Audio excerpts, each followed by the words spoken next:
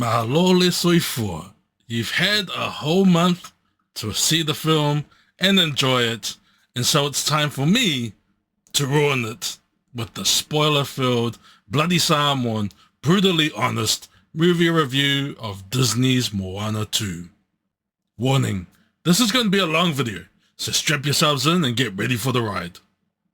Now, before I get into the review, I need to preface it with a little about my work for Disney Animation and on the Moana TV series that would become the film.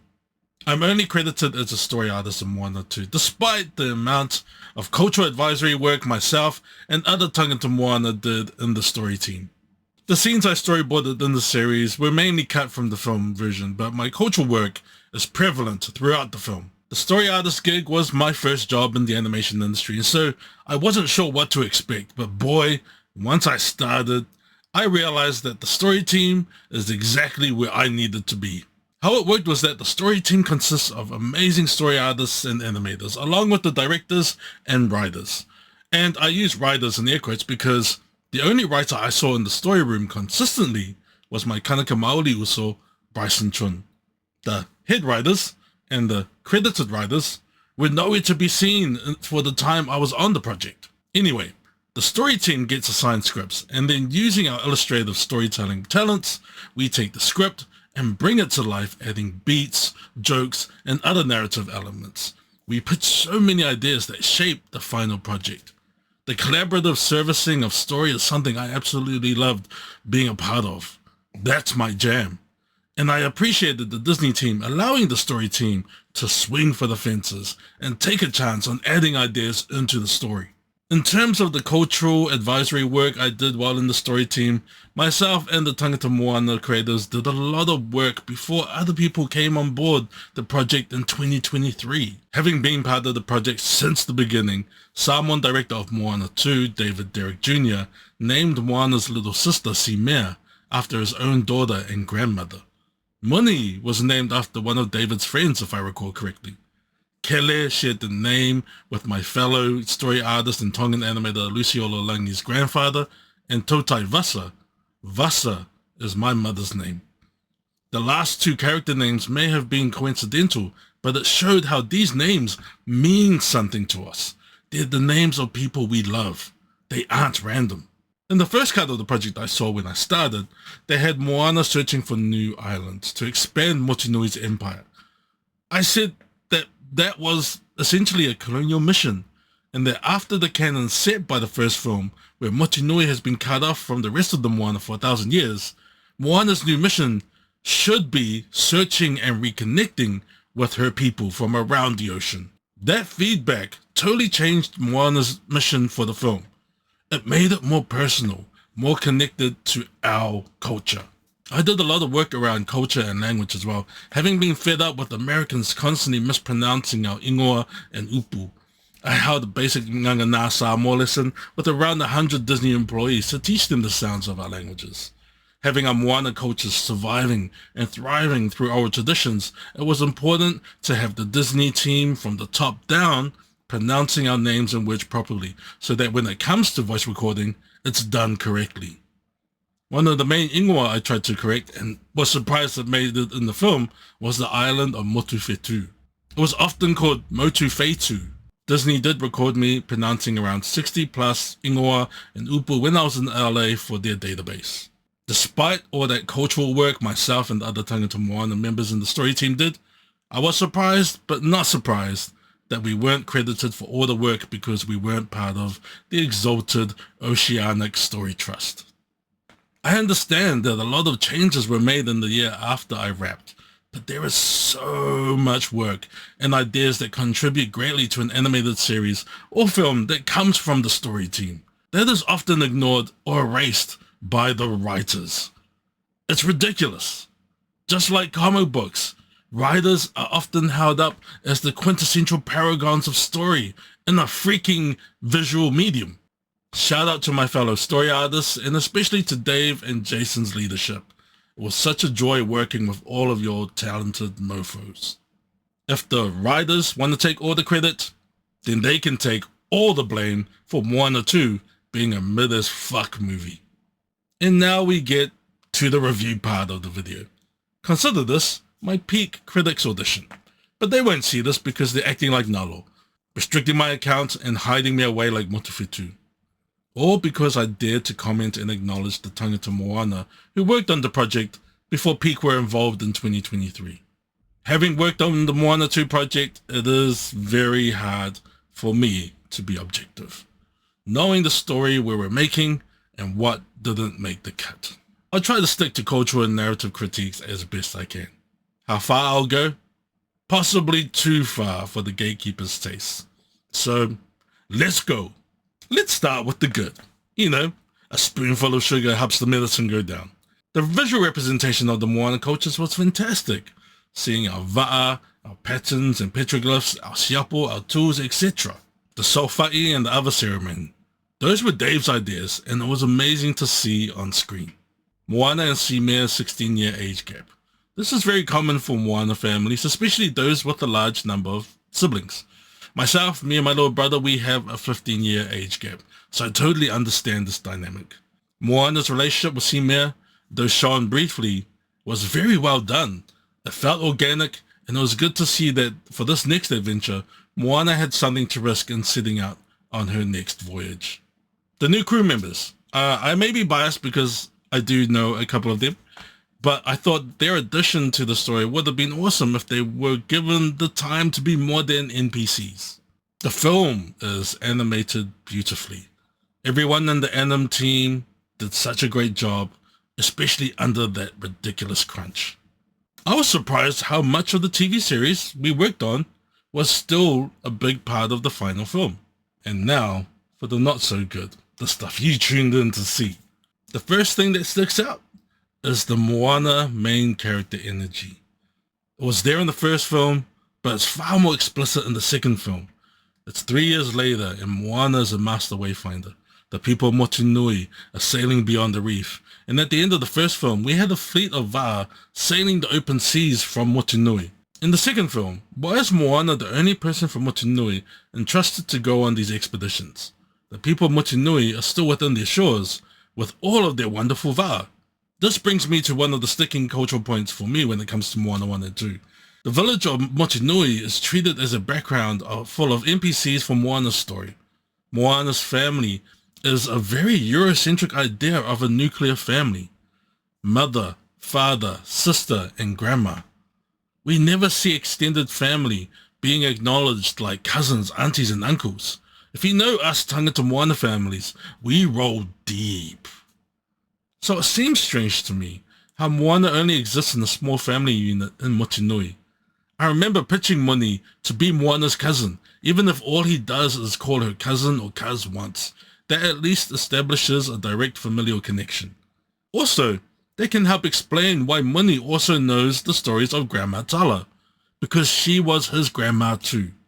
But for some people, that would take away the special status of main character energy away from Moana. Intergenerational knowledge sharing is super important to our cultures. It's how our cultures continue to live on. The discovery of the Lapita pottery. That was really cool to have a moment like that in the film, but it's treated as a MacGuffin. Despite Moana saying that she didn't know what it was or what it's made of, it's quickly discarded once it's served its narrative purpose, a plot device. A discovery of new old technology like pottery should have had far more impact on Motunui culture, having been isolated for 1,000 years. Loto could have been tasked to replicate its creation methods, and then bingo bango, new technology that benefits all of Motunui. The new crew members, Moni, Kele, and Lototasi, and how they were done dirty. There was so much personality that was unmined in the film. In the series, we had moments where you understood that Moana's crew were also risking losing something, going on this journey. Kele finding it hard to leave the Ele and the La'au, Lototasi and her many little siblings, Muni and his emotional parents. Moana wasn't the only one giving up something to look for Motufitu. Everyone else was sacrificing their lives on Motunui to join her. The other Samoan co-director of Moana 2, Dana Miller, has mentioned in interviews about when she came on board, the story was very crew focused. And she was like, it's called Moana 2, so it should be more focused on Moana and not so much the crew. And to be honest, that is to the detriment of the story. The crew, much like the village of Motunui, are just set dressing for Moana's hero's journey, which is a very individualistic worldview. Our cultures are a collective. Animation is a collective. With the way the crew is portrayed, you might as well have had Moana sail alone on this journey, because the crew served no real purpose other than the occasional comic relief. One of the moments that was kept in from the series, and is in the film, and I absolutely loved this moment too, is the introduction of our tangata Moana peoples from Melanesia, Polynesia, and Micronesia at the end. What I worry about is that if there is a Moana 3, is that these new peoples and cultures that have been introduced will be sidelined and used as plot devices for Moana's story, and Polynesians like Samoans and Tongans already take up too much space when it comes to representations of tangata Moana. We're constantly told that Moana is a master wayfinder, and outside of her first scene of her sailing back from a deserted island, we never really see her true wayfinding skills. Moana receives the mission to find Motuwhetu from Tautai Vasa. We are told that this journey will go far beyond anywhere she's ever sailed. And what do we get to showcase her wayfinding skills to get to Motuwhetu? We get a comet to show her the direction.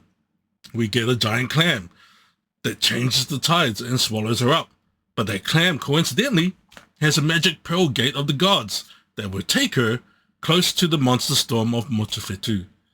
There are too many shortcuts that Moana takes, so her title of Master Wayfinder never feels justified in the film. In The Giant Clam, we're introduced to Matangi. Matangi exudes sassiness and charm, but narratively, if you remove Matangi from the film, there wouldn't be any change to Moana's progress. There was no real reason for her to be there other than just to sing Get Lost, which was fabulously sung by Afi Mai Fraser, by the way. As for the issue of Matangi and their boss Nalo, and the anti-black perception of having the villains of the film being darker skinned, I can't comment too much on that, but you can definitely find more qualified Melanesian tangata Moana on socials that can speak to it much better than I ever could. Speaking of the music in Moana 2, not a fan. None of the songs have the staying power of the original film's score. Te Waka are always on point, but the musical numbers lack punch. They lack emotional resonance. The best song in Moana 2 is the first song, We're Back, because its foundation is based on music from the first film. In saying that, the songs definitely sound better in Te Reo Māori. With Moana Te Reo Māori, one thing I noticed was how the Matuwa and Disney Reo teams did such a great job in pronouncing our ingoa and upu correctly. Hearing it in an indigenous language of the Moana, it just hits different. Hearing Moana in Te Reo must be like watching Encanto and Coco in Spanish. Despite the work I did to educate Disney in pronunciation of our names and words, some Americanized pronunciation still occurs in Moana 2. When we first meet Matangi, she refers to her boss, she says Nalo. Then later we hear her pronounce it correctly as Nalo. Did Disney use two different recordings, an early take and a later take? We get The Rock saying Simea and you hear the odd Kele. It's Simea and Kele. I don't know where the A sound comes from when presented with an E in our languages. The sound is E for elefane. E, not A. This diphthong, E plus E, would be the closest to an A sound, like lei. Also, would it hurt Disney to throw in an indigenous upu here and there in the film? Hearing the cast having to say tattoo instead of tatau was irritating, especially when the root word for tattoo is from the Samoan word tatau, our traditional markings. What is Nalo's deal? Both Matangi and Nalo are both severely undercooked antagonists/villains. We hear that Nalo hid Motuwhetu to end our story, but never given any motive outside of a mention of jealousy. It's this powerful big bad that is just there to be a gatekeeper to what Moana is trying to accomplish. The whole film definitely feels like a filler season of a TV series where Moana 3 will reveal more of Nalo's motivation. Unfortunately, we don't get enough about Nalo to make us interested in who he is and why he does what he does. If we had hints of Nalo perhaps being, I know, the architect of the heart of Te Fiti being stolen, that he had some relation to Maui that could allow him to manipulate Maui to steal the heart of Te Fiti and plunge the thousands of islands of the Moana into forced isolation for 1,000 years, then we have something to work with. Even just one line showing his disdain for humanity that gives us a hint of a reason for his actions, something that makes you interested in seeing more of the villain in future sequels. One of the things I'm surprised I haven't heard Tangata Moana on socials talk about is when Maui is stripped of his tatau. I expected some uproar around that, but it's been silence. I for one was like, nope, that's not the tahi. It's been established that Maui has earned those tatau through his various deeds helping humanity in the first film, so each one is a mark of his mana. In stripping him of his tatau, they strip him of his mana. The malo fear process takes days and is an excruciatingly painful process to go through. It is a decision not made lightly, and there are consequences and curses if you don't complete your be'a. There are stories of Samoan men with malo fear, be'a, that having disrespected their families or communities, have had their markings sliced off. It is not a minor thing. The sacrifice Maui makes in that moment shows he's willing to lose his mana to help Moana, which I get. But it is how easily he regains the tatau when reunited with his magic hook that is a real slap to the face. Our markings are not a dry erase board which you can wipe off and wipe back on. It cheapened Maui's sacrifice. If Disney were so intent on removing Maui's tatau in the film, even if temporarily, one way that could have made great story sense is that Maui has to start all over again. It's a literal clean slate, and the first new tatau he receives is the story of him raising Motuwhetu and helping Moana. Maui was to blame for stealing the heart of Te Fiti and disconnecting Tangata Moana from each other for 1,000 years. In the first film and in the sequel, Maui has never been shown to be on a redemption arc to right that wrong. He skated along on his previous deeds and took the people's favor for granted. In removing his tatau, you have Maui finally being able to seek redemption and forgiveness for his actions by opening it up for him to complete new tasks and make new stories serving his people. But Disney have also spent millions on merchandise, and so for financial reasons, I can see why they wouldn't want to redesign Maui's tatau or have toys of Maui without his markings, though I wouldn't put it past them in coming up with a draw-your-own tattoo Maui action figure in the boardroom. Moana's character arc is pretty much non-existent. Apart from the moments with her sister Simea in the first arc, we have no character progression whatsoever, no real challenges to overcome for Moana. It's all too easy. Too many shortcuts, as mentioned earlier. She doesn't have a crisis of faith. She doesn't have a truly challenging moment to overcome. She's presented as infallible and invincible. Her lack of struggle, vulnerability, and growth means her story is devoid of stakes. Whenever there's a problem, just sing it out. Even her mission to reconnect the people of the Moana is disconnected through her dialogue. When she mentions it, it is cold and disconnected. The people, other people. There's no semblance of familial connection to other tangata Moana. I remember telling Disney that Moana should be using possessive pronouns like my people, our people instead. I believe Moni is the only one that mentions our people once in the film. And when it comes to film dialogue, in the final cut, every word is intentional. For Disney, Moana may be the name of a princess for them, but for tangata Moana, the Moana is what connects us. It's what weaves us together. We are family. Overall, the film falls flat. With its E. coli-inducing undercooked narrative and its short runtime that pushes the plot from point to point at breakneck speed, the film never finds time to let moments breathe and to sit with the audience for maximum emotional impact. And with Strange World and Wish flopping at the box office, Disney needed a hit So with a shorter runtime for Moana 2, it allows for more screenings per cinema per day, which means more box office takings. And yeah, Moana 2 has smashed box office records, and so Disney are raking it in. Just because something makes a lot of money, it doesn't mean it's necessarily good. And to parade Moana 2 box office takings as the only indicator of success is a very capital corporate stance. People will say that's show business, but maybe I'm just too naive to think that story is the most important thing. Disney is not the be-all and end-all of our tangata Moana stories.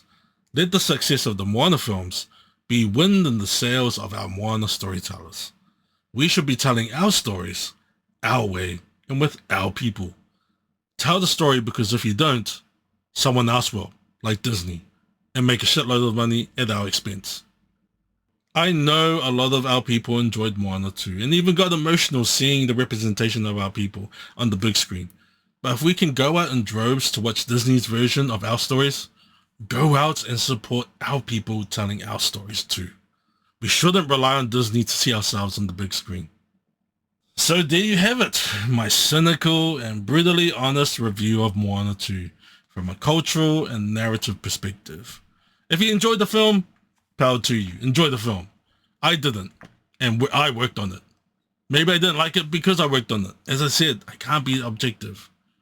If you haven't seen Moana 2, save your time and your money. Just don't. Remember, Disney is one of the main BDS targets now. I think that's a fitting end for my Moana 2 journey. I had so much fun being a part of the story team. I will forever be grateful to Dave and Jason for giving me the chance to work at Disney Animation. I learned so much and I matured as a storyteller in that environment. My film review is pretty harsh, but I don't give a fuck if it's Disney. I'm Samoan before I'm an artist, and so while I'm out here, I have to defend our culture, our language, and our people. That's far more important to me. So, till next time, toi whai loa i.